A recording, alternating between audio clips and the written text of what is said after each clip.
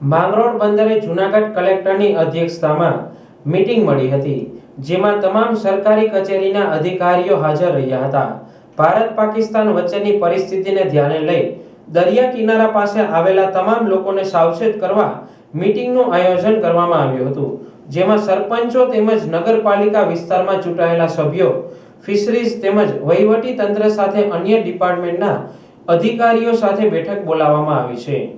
હવામાન ખાતાની આગાહી મુજબ માળિયાહાટીના તાલુકામાં વાતાવરણમાં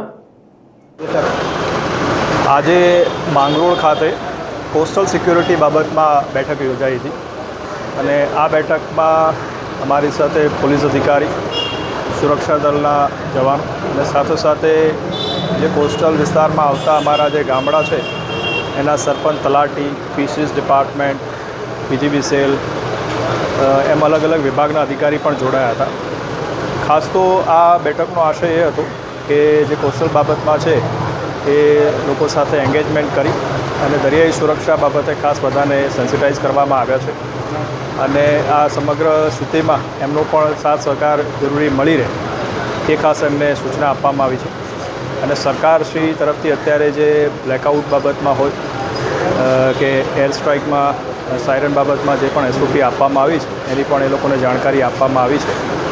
અને આથી વહીવટી તંત્ર તમામ લોકો સાથે જરૂર સંકલન કરી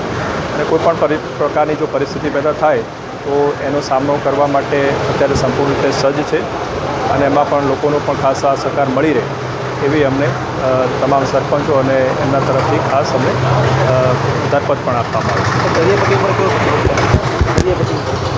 આ બેઠક ખાસ દરિયાઈ પટ્ટી પરના ગામડા અને એના જે સરપંચ તલાટી છે એની સાથે જ હતી આજે।